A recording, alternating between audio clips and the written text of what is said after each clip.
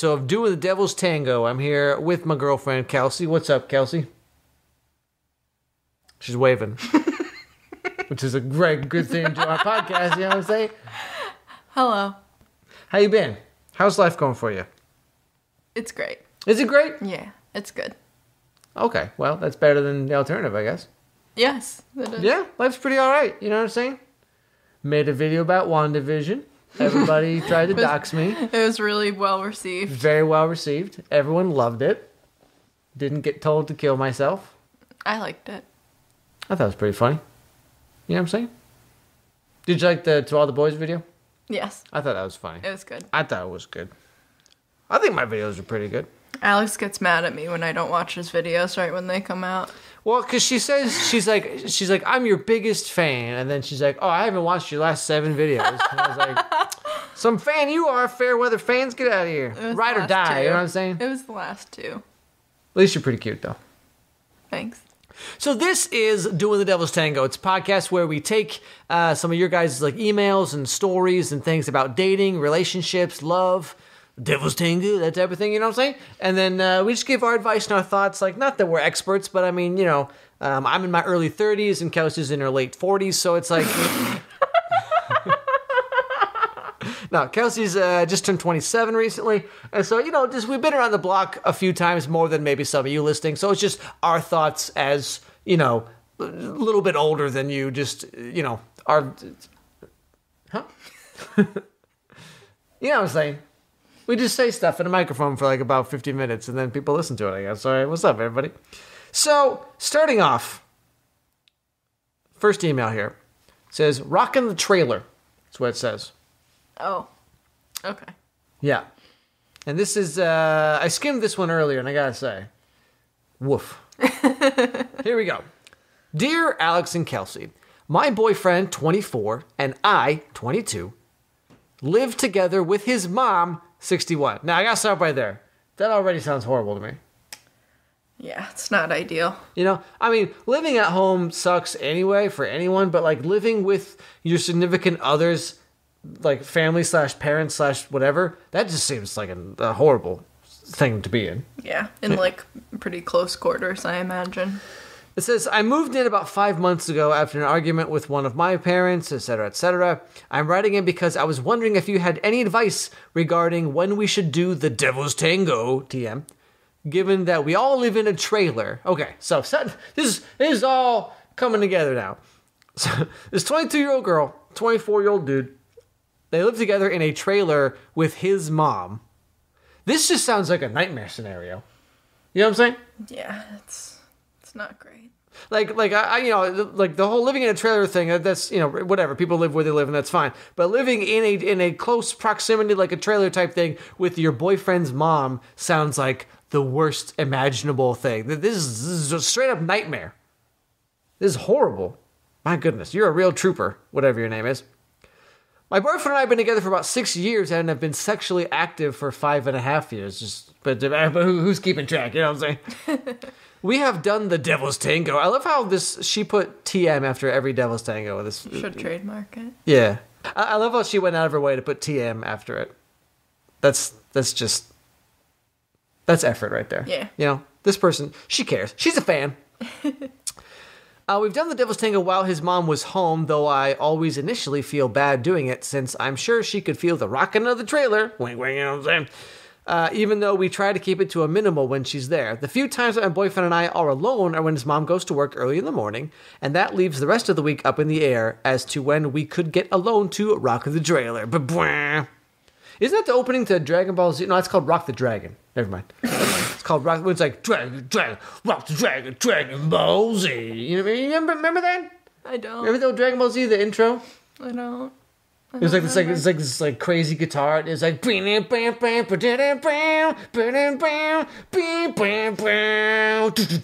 vaguely, but I was like 7 when I was watching it. It's really funny. Like the American opening Dragon Ball Z is like, and then the Japanese one is like, because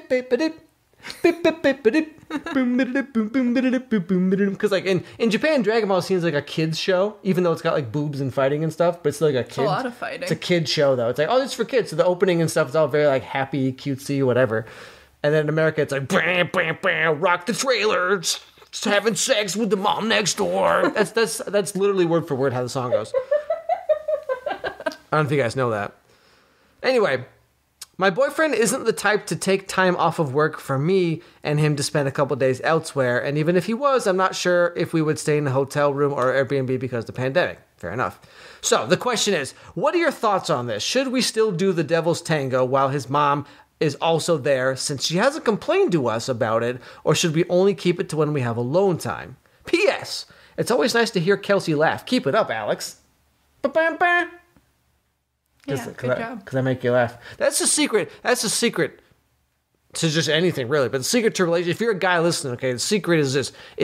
I've said this before, you got to be funny, right? Because you make them laugh, and then boom, clothes come off. You know what I'm saying? That's what happened to me. Yeah. So what happened to Kelsey, you know what I'm saying? So the question is this. Are you going to say something? No. Okay. Good. Me neither. All right, podcast over, everybody. No, so the thing is people, they're in their early 20s, this guy and this girl, they live in this trailer with the boyfriend's mom, and they're like, we want to have sex. We've had sex a few times in this situation, and his mom hasn't said anything or whatever. And I mean, they're in their early 20s. Obviously, mom's not dumb. She knows what's going on. You know what I'm saying? But it's like, I think her question is from like an etiquette standpoint. It's like, should we do it when she's home because it's it's really awkward and weird, or should we wait till she's gone, or like how should we do this? Is her question. And she also, I don't think I sent it to you, but she sent a follow-up email that said, we can't just move out because we're not financially stable. Mm-hmm. And then something about, like, how when they get a house, they want to have his mom move into their house. Why? I know. That sounds like the worst. I mean... but we don't know, like, the circumstances. True. She could have, like, health issues or something. That's fair. We don't know. Yeah, I mean, if there is some kind of health issue or something like that, like, I totally understand what's going on with that. But, I mean, if the boyfriend just really wants to live with his mom for some reason, barring, like, health-related things or financial-related things, whatever, then it's like, man, you are in for a lifetime of adventures. You know what I'm saying? Yeah, you got to get away from parents at some point, be it your significant other's parents, your own parents, whatever. You have to have some time away. Yeah, I mean, like my relationship with my parents is fine, I guess, but it's like I could never go back to living with them. Like, not that they're bad people, but it's just like I just couldn't. I would die. Yeah. But, like, different cultures are different. Some people live in, like, multi-generational households and stuff, and if that works for you, that's fine. But I literally can't. Yeah, I could never. I could never. No offense, mom and dad, but I could never. I don't know if you guys listen, but I could never. So the question is, like, what's the rules about this? Like obviously it'd be weird if she was like, "Hey, boyfriend's mom, quick question: is it cool if we do the devil's tango? Is that all right with you?" Like, that'd be weird. You can't ask that. It's weird, Yeah. I saw a video of Culture recently. I mean, recently as in like several months ago, with a similar situation. It was an educational documentary about how to have sex with your boyfriend and his mom at the same time. What? What kind of videos are you watching, Alex? No, anyway. So yeah, what's the etiquette here? Because it's like I just said, the mom's not dumb. She knows they're gonna have sex. They're living together. Like, she's not dumb.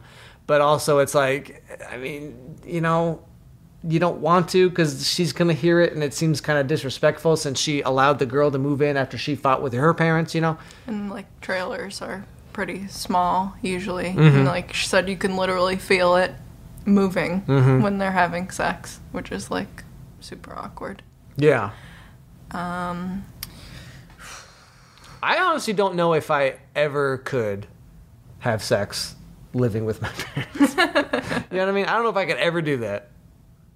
Yeah. Like, mentally, I'd just be like, this is weird. I don't know that I have any good advice for this. I don't want to be like, well, tough shit, but like, since this is your living arrangement right now, and you don't see it changing in the foreseeable future, it's just something that you have to deal with, I guess. I I don't know. I mean, it's like doing it in his or your car. Is that like a possibility? Or well, one thing she mentioned in the email is like boyfriend's not really the type to like take time off of work to go stay at an Airbnb or whatever, which is a little weird to me. You'd think like, what about weekends? You know? Yeah, everyone gets some time off. In theory, yeah. I mean, like, you know, like even with my busy work schedule, like I would always, you know, after the video was done, Kelsey and I would go stay at an Airbnb for like a day or two. So it seems a little weird to me that he wouldn't make that any kind of priority. I mean, we don't know the particulars. He might have to work several jobs 7 days a week. True. Pay for bills, or we don't know. True. Well, whatever the situation is, he can't take time off, and she wants to do it, and he wants to do it, I assume, but they can't find like adequate alone time to do it. But I guess you have to get creative, maybe like masturbating together. Well, why are you laughing? I'm immature, I'm sorry. You know what I'm saying? Yeah. Like, not that that's the same thing, but it's like that's something you can do relatively quietly and still kind of enjoy each other's company, but without like rocking the trailer, you know what I'm saying? Or, yeah, like, I mean, sexual things that have minimal movement. Just do it very slowly. Very slow. Do it Polynesian Gently. style. Where he like puts it in and then you just kind of sit there for a while. Just let it soak. In all the wonderful glory. Yeah, I mean, yeah, can't you just do it a little bit less vigorously so that you're not shaking the trailer? Yeah, I mean, it's like, right. You know, in a perfect world, you could just go at it however you want. But I mean, like, yeah, like there's got to be some positions or something that requires minimal movement or something along those lines. You know, maybe focus more on like non-penetration type stuff. You know, stuff that like doesn't require a lot of movement. Mm-hmm. Or you just throw it all to the wind and you're like, hey, Mom, guess what? I don't know. You know what I'm saying? Just go at it. Until you knock the trailer over. Yeah, just go trailer tipping. You know what I'm saying? And Mom's like, oh, heavens. Or get the mom to film it, you know? Is cow tipping a thing in the Midwest? It's one of the, like, I've never actually heard of anyone doing it. It's one of those things that, like, everyone knows about, and everyone, like, knows someone who, like, did it, but, like, no one actually does it. You know what I'm saying? I think that sounds cruel. Probably. It probably hurts the cows. I don't know anything about it, but like I said, it's like a joke that people say, but, like, I've never actually known anyone who actually did it. So it's one of those, like, urban legends, I feel like. I don't think it actually works. Also, tipping over a cow would be really hard because cows weigh, like, 2 tons. You know what I mean? It's not like you're tipping over a cat or whatever. It's like, like you'd have to take a lot of force to do that. Also, cows don't sleep standing up. They lay down. So I don't even think it's a real thing. They loaf, kind of. Oh. You've seen them laying down before, right? Yeah. In, like, fields. Like, they don't sleep standing up. Just like horses don't sleep standing up. I thought that was a thing. I love how you just brushed over how I said, let the mom film it. Oh, I didn't even hear you say it. I was like, oh, just get the mom to film it. And you're like, is cow tipping a thing? Yeah. Conversation with Kelsey, everybody. That's about how it goes. I could say the weirdest thing, and she's like, I want popsicles right now. Yeah, like Kelsey said, I mean, there's not really any, like, succinct advice we could give. Like, do this, and it'll work. Because it's like, you know, why don't you move out? Well, there's a reason why. Why don't you do it? Because of da-da-da. You know, it's like, I'm sure you've already thought of everything you could do. You know.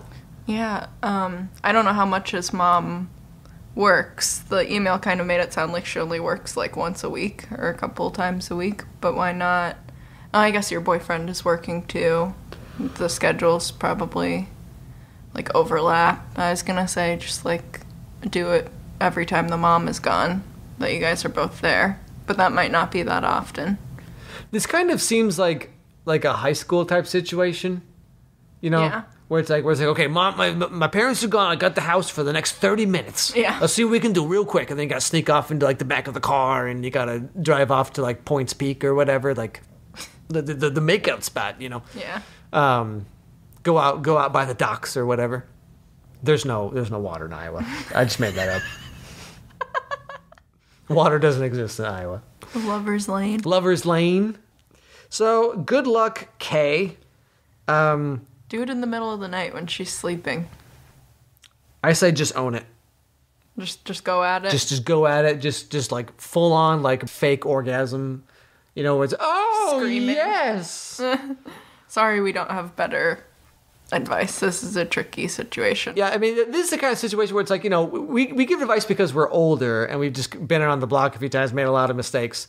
But it's like, this is something that like can't really relate to because we're adults and we can just like, you can just go at it. I have a house and we can go to Airbnbs and it's like not a thing. But like, yeah, for people who are like early 20s, you know, young millennials / Zoomers now, it's like, I don't know what you guys are going to do. Yeah. Go find an abandoned train car. I think Airbnbs are safe to go to. Yeah, like, I mean, we talked about this, I think, on the podcast before, but when we first started dating, all of our dates, almost all of our, actually, literally all of our dates, were either at my place, at her place, and mostly at Airbnbs. Because a lot of Airbnbs, especially during the pandemic, it's like they have contactless check-in. Yeah, you don't have to interact with a single person. There's just like a keypad on the door. The person emails you or text or messages through the app or whatever, the code or the garage door code, whatever it is, and then you put it in and it opens, and then they know that you checked in because the door opened, and then you check out, and it's like we've. I think only one time did we ever have anyone come, like the owner guy came in to do something with the sink at some point, which was weird because like why. But other than that, like basically almost every time we've gone to an Airbnb, we've never actually interacted with anyone. You check in, you do the thing, you follow the rules, you check out, wham, bam, blah, blah, blah, you know what I'm saying? So I know you said that he doesn't take time off for you and maybe he can't or whatever, but if he ever is able to, then going to an Airbnb, I think actually sounds like a great idea for you two. Yep. Try it. Good luck. Okay, next email. It says, hey, Alex and Kelsey. This is a really cool spelling of Kelsey. You should adopt this. Okay. Anyway, it says, the title of the email is, can I ever get out of the friend zone? Sad face. The answer is no, but let's read it. I, 17M, have fallen into a classic blunder, Kelsey. Just a Tom and Jerry classic adventure. You hate to see it. You hate to see it. I have a huge crush on a girl, and at first, I really just wanted to try to talk to her and get to know her. Okay, not a bad idea. We are now good friends, and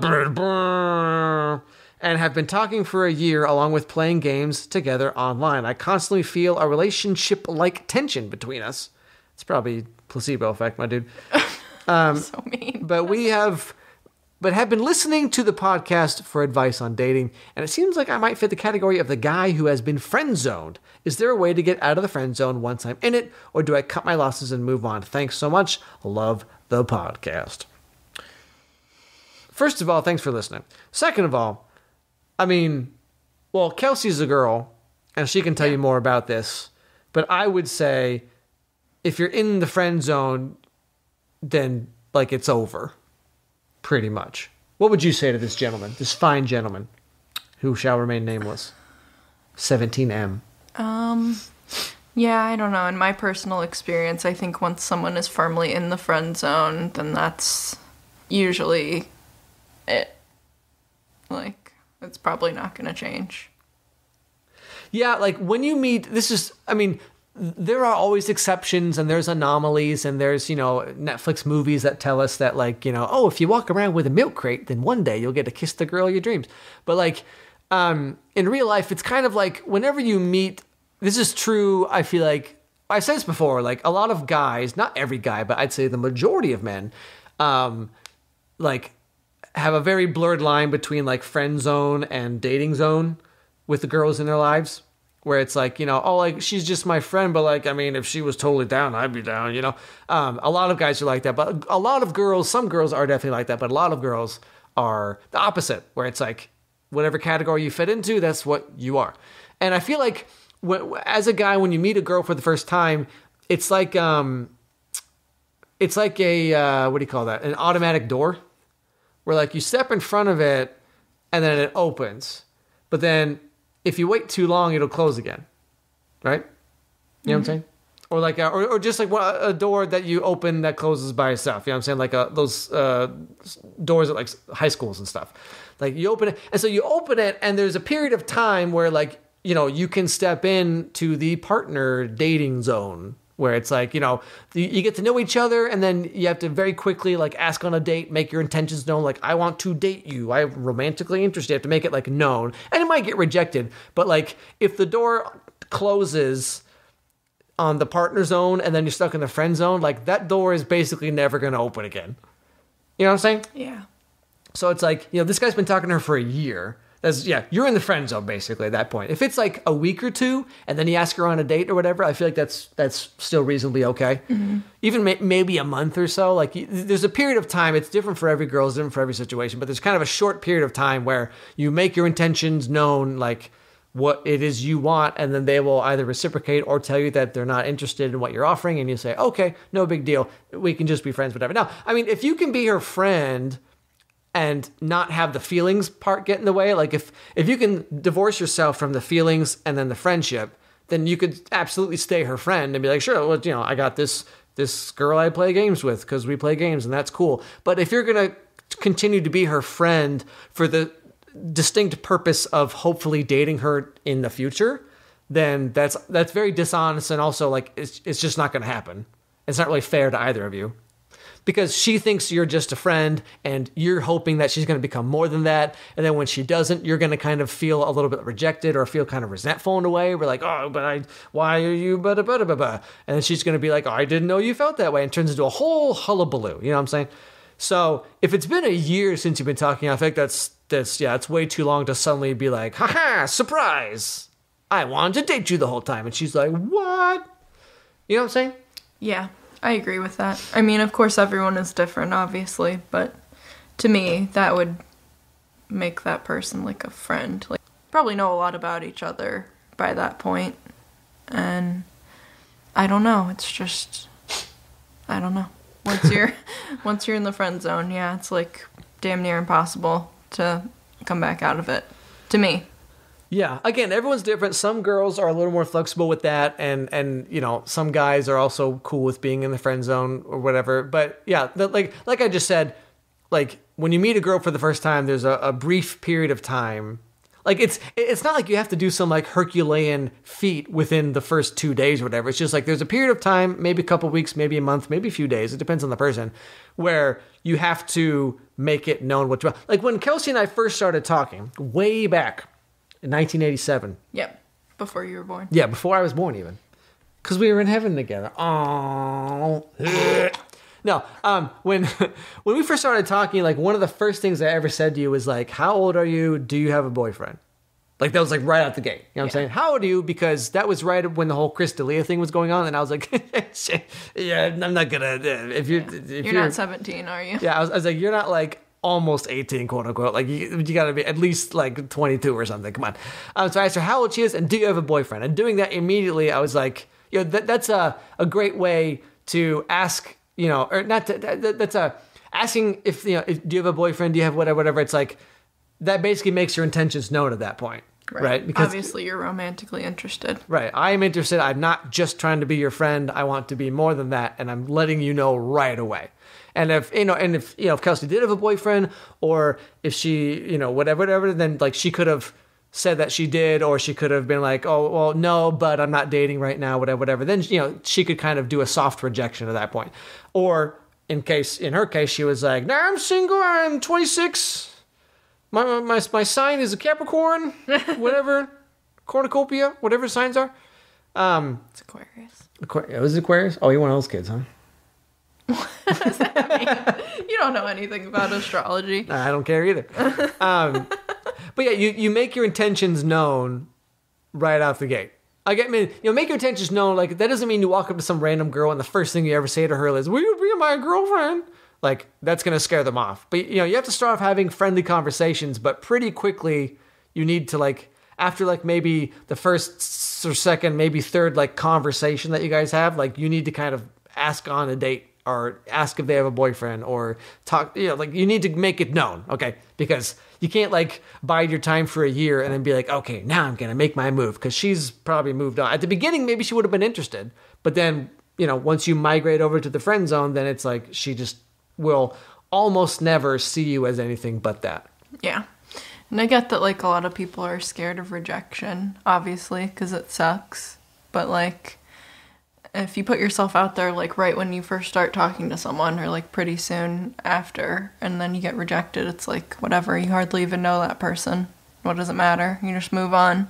But then if you've been friends for a year or two or whatever, and then you decide to, like, try to make a move, then it, like, ruins that whole relationship, friendship that you have with that person, and then that other person saw you as a friend, and then that just like gets all messed up, and I don't know. Yeah, we've had that email quite a few times, I think, where it's like someone's in the friend zone and they're like, how do I tell them about how I feel, but I'm scared to ruin the friendship, what should I do, blah, blah, blah. But this can all be avoided if you just tell them pretty soon after you start talking and be like, hey, I'm interested in you romantically. How do you feel about that? No, don't say that. But I am interested in you romantically.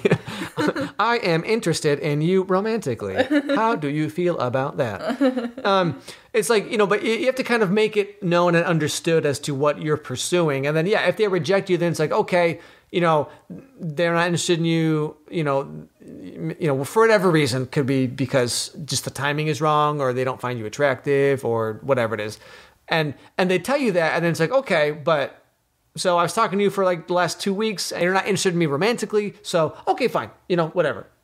Like you lost 2 weeks of time talking to this person, but at least now. Whereas, like Kelsey just said, if you make like a real solid friendship with this girl for a year or more, and then suddenly you're like, I'm in love with you, then it's like, not only are you being rejected romantically, but also you're kind of ruining the whole friendship at that point. So then it's like a whole year of your life you're throwing away. You know what I'm saying? Yeah. Not like the whole year, but I'm saying like as far as like you could have, the year that you spent talking to this girl, you could have spent the last 12 and a half months, 11 and a half months, however long a year is, because time is irrelevant at this point. But you could have spent the last year talking to other girls who might have dated you, but instead you spent a whole year trying to chat up this one girl who didn't even want you after 3 weeks. You know what I'm saying? Yeah. So I know it sucks. Believe me, I'm a guy. Okay, I know guys are the ones who usually have to go out and have to ask girls out, and guys get rejected more often than girls do, whatever. Like, I get it. But like, you gotta do it. You know what I'm saying? Right? Yeah. Like I did. I was like, hey, you're cute. How old are you? Do you have a boyfriend? You know what I'm saying? Yep. And then the first ever time we talked on the phone, we talked for 6 hours. Remember that? Yep. That was pretty cool. Yeah. And then right out the gate, one of the first things we ever did was we did the love language test. Mm-hmm. Alex was like, why don't we take this love language test? And I was like, whoa, okay. Like, whoa. Whoa, this guy doesn't play around. Yeah. Yeah, well, again, it's part of the thing, like, I'm in my 30s now, and, like, I could die at any moment. Just a heart attack. I'm on the brim of a heart attack any given second. Brim of a hat. On the brim of a hat. Brink of a heart attack. I'm on the sphincter of a heart attack. I'm just right on the edge. That's how I live life. No, not at all. It's not. As far from the edge as possible. Did you say snot? It's not. Oh. What's that? No, but it's like, I'm old enough to where it's like, I don't really want to mess around with like, oh, will they, won't they? What should I do? I don't want to, but it's like, I'm like, I was, I just turned, I'm going to turn 33 soon. So it's like, I'm 32, almost 33. And it's like, I just don't want to mess with. So that's why I was like, do you have a boyfriend? How old are you? Let's do this love language test, see how we think and how compatible we are about whatever. And I mean, you were pretty cool with it. Yeah. You were like, sure. Okay. And I was impressed by your, like your forwardness. I don't know. Yeah, I liked it. Because a lot of guys like to pussyfoot around. Yeah. Yeah, I mean, it's, again, there's a lot of situational things, and you're 17, so going up to some 17-year-old girl and being like, let's take a love language test, might seem a little forward for her. But that is one of the nice things about kind of getting older. It's the only good thing about getting older, is like, like with, like I said, with dating Kelsey, it's like, because she was 26 and I was 32 when we met, and so it's like, we're old enough to where it's like you don't really want to just pussyfoot around, and like you're not like looking for, I want to make a bunch of new friends, whatever. It's just like I think you're attractive and I think you're cool and I would like to date you. And she was like, well, yes, kind sir, I'd like to date you as well. And then she showed me her ankles and I was like, oh. And then, I lifted up my petticoat. Yeah, and I was like, oh my goodness, oh my stars, what a harlot. No, but yeah, it's like, I think a lot of girls, especially like younger girls, haven't dated enough to where they're tired of guys kind of beating around the bush. But especially like as people get older, especially with girls, I feel like they kind of get really tired of that. Yeah. Of guys like you don't know, like, what is this? Are you trying to date me? Are we just friends? What's going on? I don't know. I don't have time to think about this right now.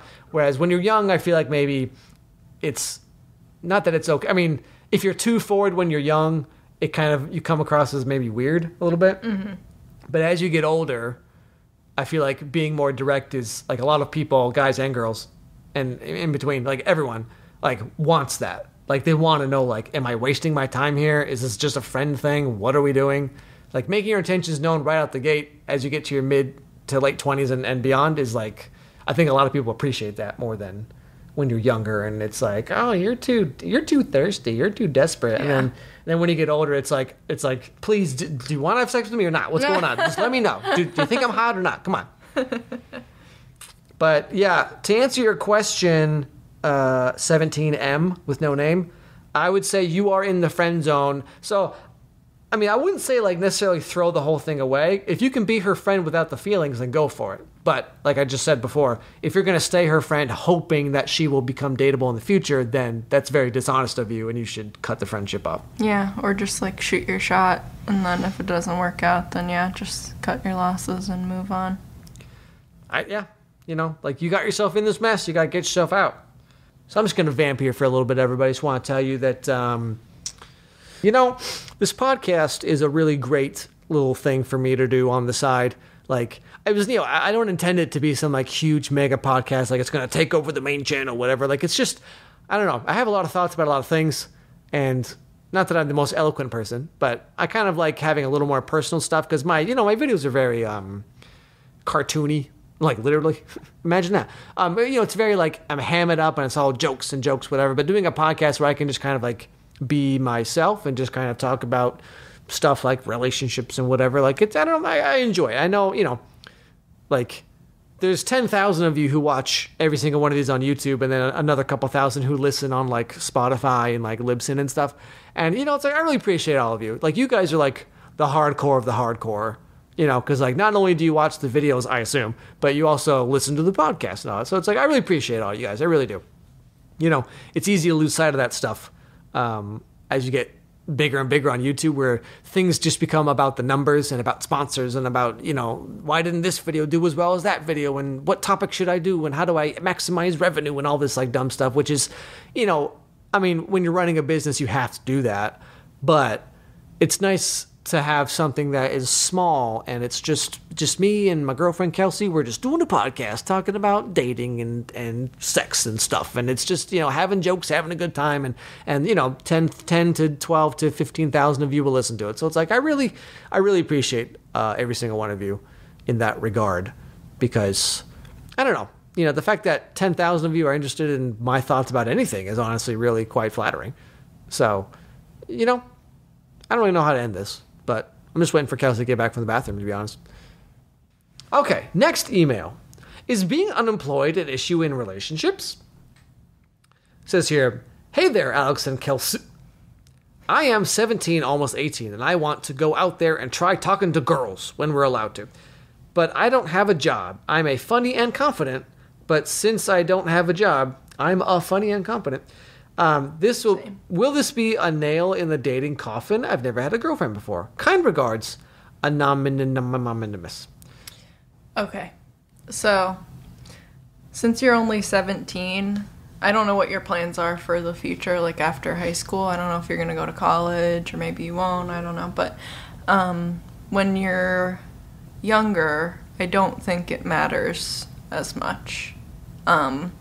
If you're like 30 and you were asking the same thing, I would say, yeah, it'd be an issue because, like, you'd have bills and, like, you wouldn't be able to afford to take your girlfriend out on dates and stuff. Probably wouldn't be able to have a car. But since you're only 17, I don't think it's as big of an issue.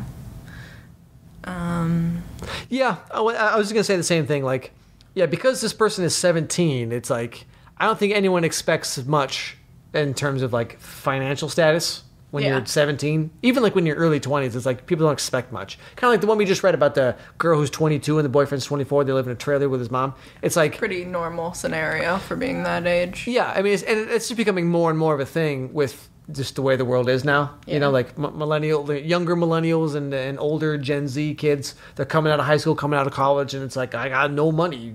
There's no jobs available. What do I do? So when you're younger, yeah, I feel like it's less and less of an issue.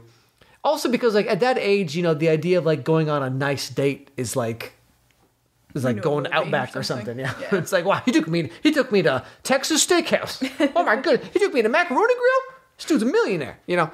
And then as you get older, you kind of, that's a little bit different. Yeah, just like Kelsey said, when you're young, your unemployment, I feel like, doesn't really matter much because people don't expect much.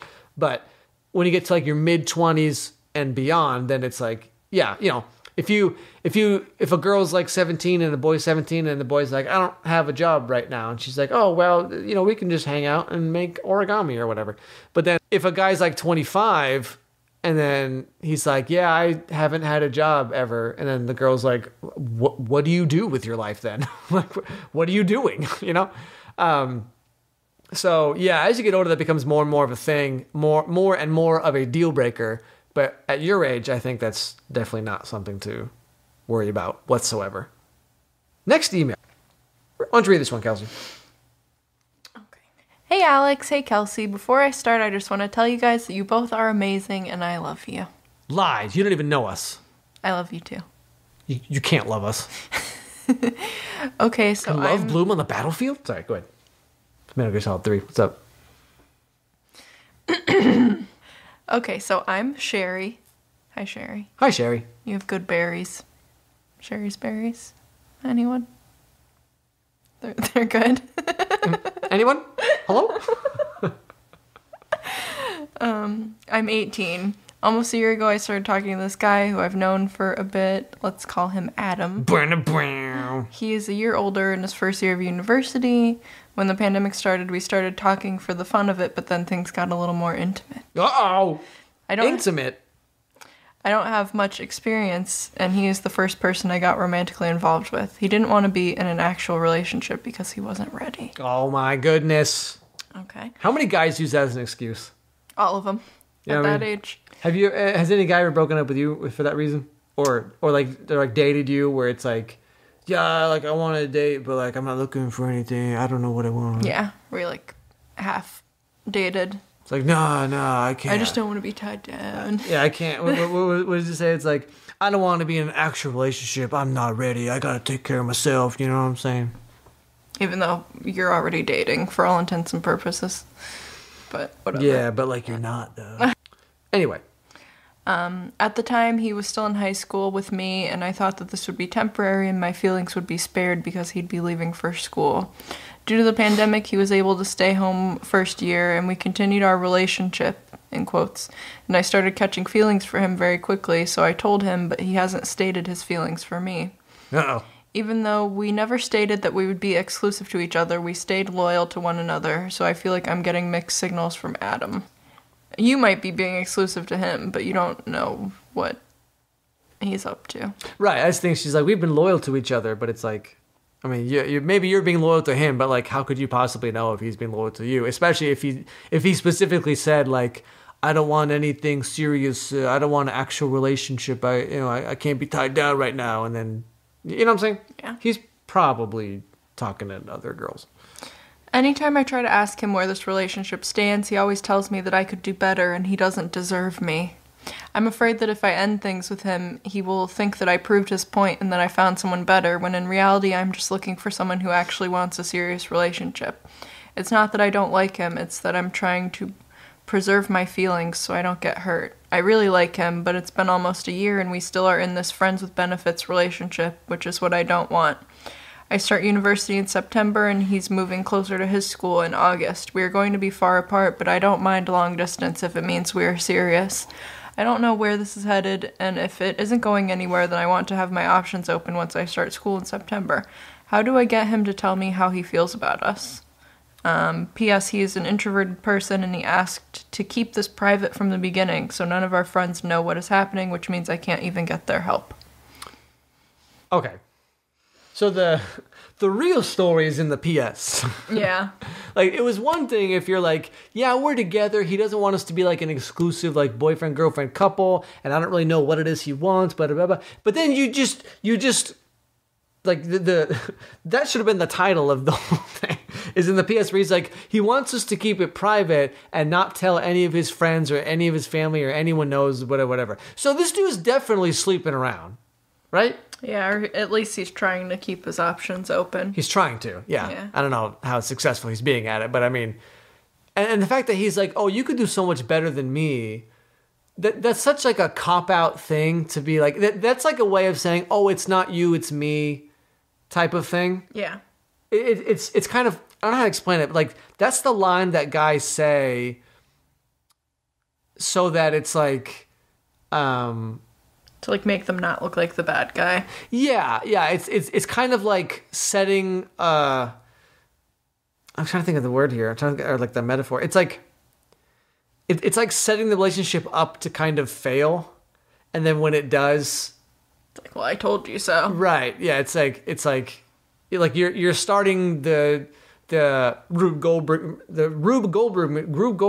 is that called? Goldberg. the Rube Goldberg machine. Rube Goldberg. The Rube Goldberg machine, right? You're pushing the first domino down. You're like, oh, you could do so much better than me. So that either A, if he finds someone else, he can like dump the person and be like, I told you I was a scumbag. Yeah, I told you. Right, exactly. I was a scumbag. Or then, like she was saying, either she'll find someone else who treats her better.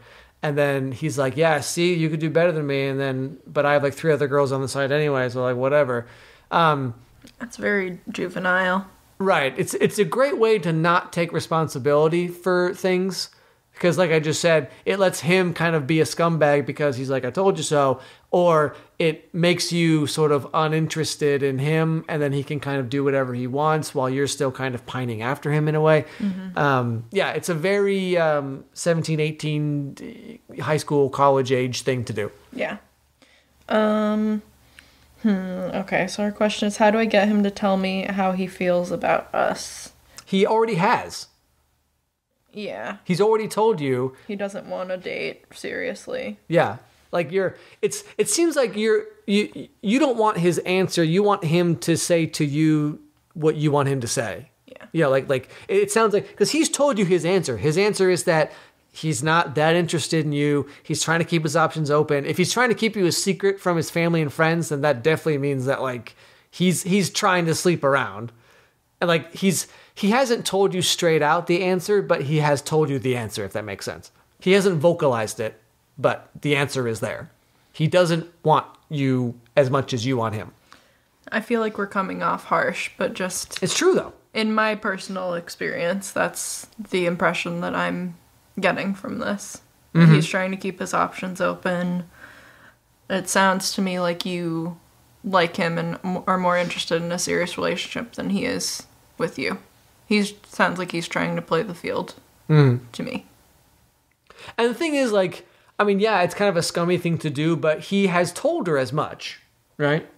Yeah. Like, he told her, like, I don't want to be in a serious relationship. I want you to keep it a secret. I don't want, I don't want to, don't call me your boyfriend, whatever. Like, he's basically told this girl what it is he wants. And she is upset that it's not what she wants.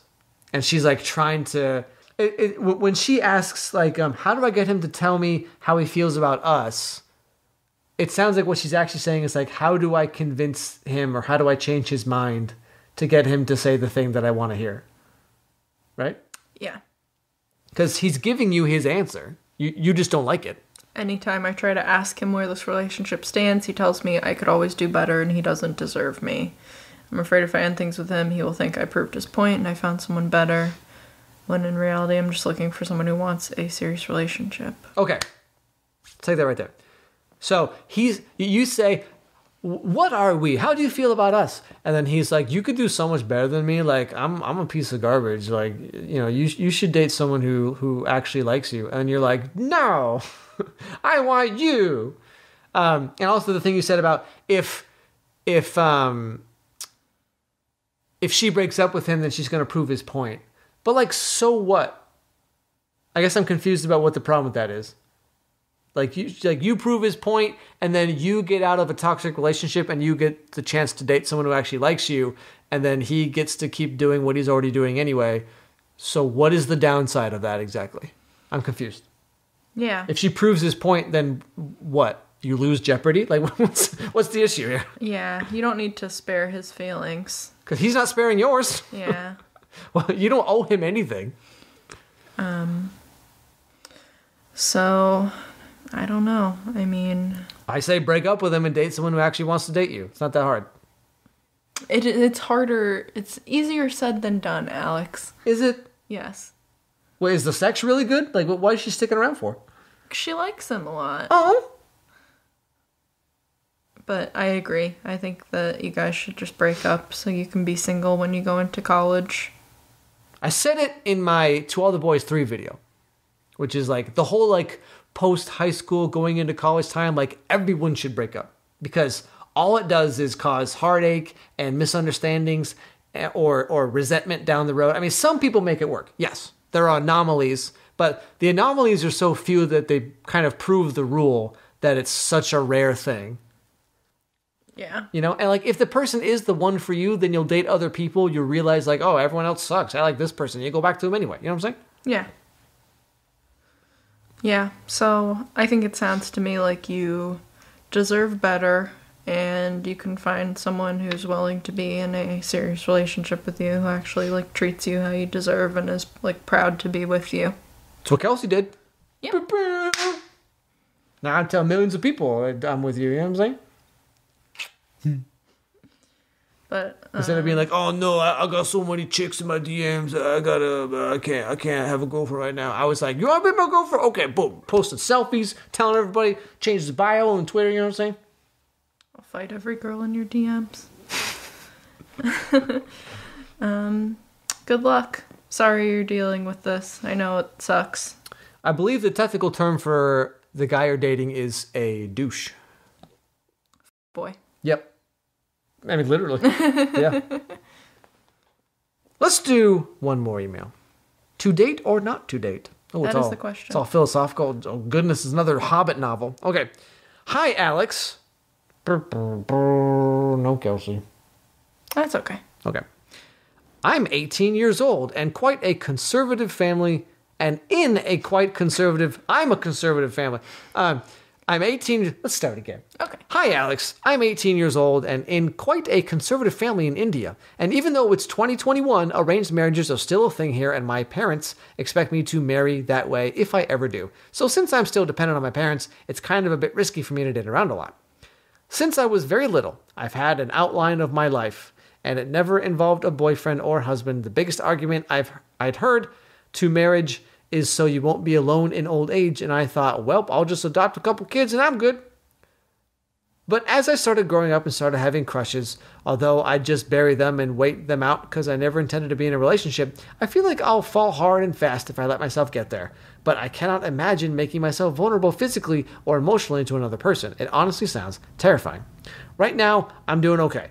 I have many hobbies and a few good friends, but I'm also kind of a romantic. For example, I like listening to your podcast and love rom-coms. But I mean, I also like the Hunger Games. That doesn't necessarily mean I want to participate. I like this person. Whatever your name is. In the future, I just want to be happy in a steady way without relying on someone else. But I will receive pressure from family and society to find someone, and may also miss out on a great loving relationship. So, I just want your opinion on whether trying to date is worth it, even though I'm happy by myself and scared of getting my heart broken. So,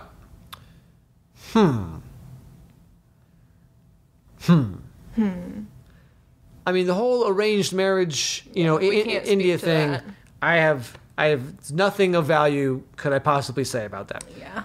I will say, though, the thing that the rest of it, where you're like, you're doing good, you have hobbies, you got friends, you're totally fine with life the way it is, and the life that you are thinking of for the future doesn't, you don't need like a boyfriend or husband or whatever to complete that. So your question is it even worth dating at that point, since you're already kind of happy by yourself and scared of getting your heart broken? This is some deep stuff. Yeah. Is it worth it? I mean, I'm one of those people where I can absolutely be happily single. Because I have a lot of hobbies and I got YouTube and I got all this stuff. Like, I can totally do that. Like, I'm fine. Gee, thanks. But life with the right person, aka Kelsey in my case, is infinitely better than being happily single would ever be, if that makes sense. It's and having a romantic partner is kind of like a modifier, where it's like, if your life was already crap, and then like you date someone, and then like they just make it like even worse. They can make it even worse. Or vice versa, if you date someone who's like the right person for you, and the puzzle pieces fit together and all stuff like that, then like it makes life better than it would ever be when you're single, even if you're happily single. Mm-hmm. You know what I'm saying? Yeah. It's like it's not that I prefer to be single, Kelsey, okay, but it's just like, like I can be okay. So I'm not someone who like has to have a girlfriend all the time. It's like I can be fine for months, years being single, but when I met Kelsey and we started dating, and then when it really like clicked and became like, oh, we're like a couple now. When it got into that thing, I was like, oh, this is like the happiest I've ever been. I'm not just saying that because you have a gun to my head, but like, no, but like for real though, is it worth it? I mean, well, especially as a girl, you're gonna date a lot of horrible dudes, probably. Mm-hmm. Statistically speaking, maybe you'll right off the bat you'll hit a home run and you find a great guy. Chances are not. It's possible, but probably not. And so, but I mean, yeah, it's just like the amount of happiness and life satisfaction you can get when you're in a very good relationship vastly outweighs what you would get if you were single. I've said this on podcasts before, where it's like the best life to have is in a happy, healthy relationship. The next best thing is to be happily single. And then the worst possible thing is to be in a bad relationship. Yeah. You know what I'm saying? You know what I'm saying? I do. Yep. And so, is it worth it? I mean, it's a risk for sure, because yeah, you're going to get heartbroken, and whatever your life schedule is will be like kind of upended when you're dating, because suddenly you have to like build your life kind of around this other person. Like hanging out with them and going on dates with them, and then now they have an issue, blah, blah, blah, and then I have an issue, and da, da, da. But it's a life change for sure, but I don't know. I mean, you're 18, so like, how would you even know, I guess? Not because you're stupid, but just because like you're young, you've never dated anyone. So it's like, how would you even know what you're missing, I guess? Right. I guess it's whether you value, like, the idea of expanding your horizons in that way, or getting those life experiences, like, at the risk of, like, having your heart broken, because you definitely will probably have your heart broken, but it's whether you think it's worth it to have those experiences, to feel, like, a little bit of, well, or a lot of, like, pain, like, emotionally. Yeah, is it worth it? I mean, well, also the thing is, like, you're 18...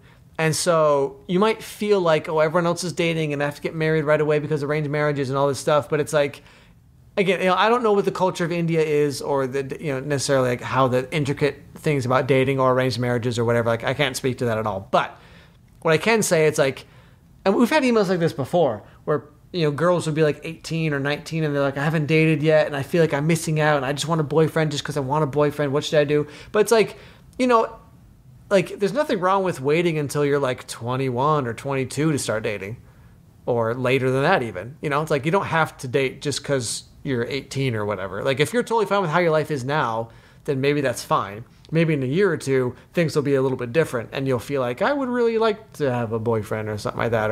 Or maybe you just end up meeting a guy who makes you want to date him, Mm-hmm. You know, the whole idea of like dating for the sake of dating is not necessarily a bad thing, but it's just kind of, I don't know, you're kind of losing the point in a way. Yeah. But you're so young that it's like, I don't know, like getting your heart broken now, getting experiences now would be good, but you could also wait a couple years when you're a little bit older and more mature, and the guys are, hopefully, fingers crossed, more mature. And then you could have it that way. I don't know. You know, it's really up to you. I can't speak to the dating social culture of India, but yeah, is it worth it for you to take that risk? Because like you said, you've talked about getting your heart broken and all that stuff, and it's probably going to happen. It's like 99% it's going to happen. And it's like, is it worth it for you to kind of disrupt your current life for the potential for something better, or are you totally fine with what you have now? I'd say if you're totally happy with life now, then maybe hold on to that a little bit longer, because once you start dating, things just kind of suck for a while. You know what I'm saying? You know what I'm saying. Unless you meet a really great guy, which could happen. You know, you could enter a baking competition and then meet a princess who looks just like you, and you switch places, and turns out there's a really sweet guy you meet. That's a movie, right? Somehow, yeah. Somehow it's a movie. So yeah, you know, what should you do? It's up to you. But, I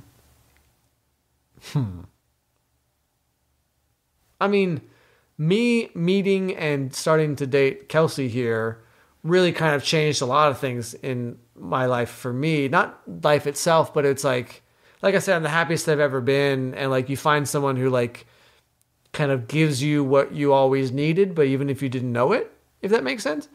And it's like, but to find Kelsey, I had to date a bunch of like not great people, and didn't meet her till I was in my 30s. Now I'm like old and stuff, you know, walking around with a walker with the tennis ball on the bottom. You know what I'm saying? So, you know, it took me, you know, I didn't start dating till I was 21, like seriously dating. And then it took me another 11 years after that to find the right person for me. So good luck, everybody. You know what I'm saying? True love. Laura Jean and Peter Kavinsky. You know what I'm saying? They're going to last forever. No, they're not. They already broke up, probably. You know what I'm saying? Love sucks. Hey. Love is dead. But yeah, so I think we're going to end the podcast there. Hope you all enjoyed it. Hope you learned something you didn't know before, or maybe not. Maybe it's just all regurgitated information for you. If you want to send your own emails, you can send them to devilstangopodcast@gmail.com. And if they're interesting, good, not too long, might get them on the show. Say something nice about Kelsey. You know, that definitely solidifies. Kelsey has a whole folder where it's like, said good stuff about me, and then those are the only ones you ever pick from. Just kidding. I feel bad because now like people are writing and being like, it seems like people who compliment Kelsey are getting on the show more. So I like your laugh, Kelsey. Like, I was just joking. You guys don't have to say nice stuff about me. Yeah, no, you can be mean. That's fine. Don't be mean either, though, please. I'm fragile. But like saying though. No, but yeah, I mean, if it's good and it's not too long and it's kind of different, and it's kind of an interesting question, interesting idea, you know, we'll get it on the show. We do get a lot of emails where it's like, I'm 14, how do I get a girlfriend? Yeah. It's like, I mean, just play Minecraft. Just get a Minecraft girlfriend. True. Right? You know what I'm saying? Like, yeah, you're asking me the wrong question, man, because I didn't start dating seriously until I was like 21, and like all throughout high school and middle school, like no one liked me. So I started dating like when I was 14, and just don't do it. You'll not have any experiences of value for a long time. You don't need to be worrying about dating at that age. Mm. Yeah, well, it's like we've always said, you know, I mean, the best high school relationship you're ever going to have is going to end up being pretty mediocre in the long run, and the worst high school relationship that you could have is going to ruin your whole life. So if you're 14 and you don't have a boyfriend or a girlfriend, like, don't worry, you're fine. Yeah. If you're 18, you don't have a boyfriend or girlfriend yet, it's fine. Because, I mean, the guys you dated in late teens, early 20s were probably not that great either. You know what I'm saying? Nope. Right? So it's like, yeah, you're just, don't rush it. We said this on a podcast before, but I remember, I've heard girls say this before, where it's like, almost every girl wishes they'd waited longer to like lose their virginity and stuff. Mm-hmm. Almost every girl I've ever spoken to, like who lost it in high school, they're like, I wish I waited till I was like 22 or something. Because like when you're 14, 15, when you're that age, you feel like everything's so immediate. right? And it's like, I gotta date. I'm getting so old. Like, I'm a teenager now. I gotta date. Everyone around me has a boyfriend. Everyone's having sex. Everyone's dating. Like, I'm losing out on all this stuff. And then, like, when you hit your mid-20s, like, when you're 14, you feel like 23 is such an old age, you know? Yeah. You're like, 23. I mean, I might as well just put myself out to pasture, you know what I'm saying? But then when you hit 23 and you're still a kid and you're like, oh, I wish I'd waited, you know, I'm still so young, I'm still an idiot. And then you reach like 26 and you're like, oh, I'm still young, what am I doing? And then you hit 30 and you're like, how am I still alive? Your brain's just a black hole at this point. No, but yeah, it's like, I don't know. Like, I feel like I'm 30, almost 33, and I still feel like a kid, to be honest. I feel like a kid who's still figuring life out. So it's like, I don't know. I know when you're a teenager, it feels like you like has to be so immediate because once you get too old, like no one's gonna date me when I'm 21. I'm so old at that point. But then it's like, you know, that's not the case. Like you don't need to rush to get a boyfriend or girlfriend. You don't need to like rush in to have sex, whatever. Because like we just said, the sex you have when you're in high school is especially going to be probably pretty mediocre. At best, the best sex you'll probably have as a teenager is going to be like bottom tier by the time you get to your 20s and 30s. Yeah. So it's like everything relating to dating and stuff in like high school and even like college a lot is like going to be the worst experiences of your life in the long run as far as like dating and sex and stuff. You know what I'm saying? Yep. Usually. So you don't need to rush. If you're 14, you're like, I want a girlfriend, Alex. How do I get a girlfriend? Don't worry about it, man. Just enjoy your innocent life. All right, everybody. Thanks for listening. Talk to you next time. Bye-bye. Bye.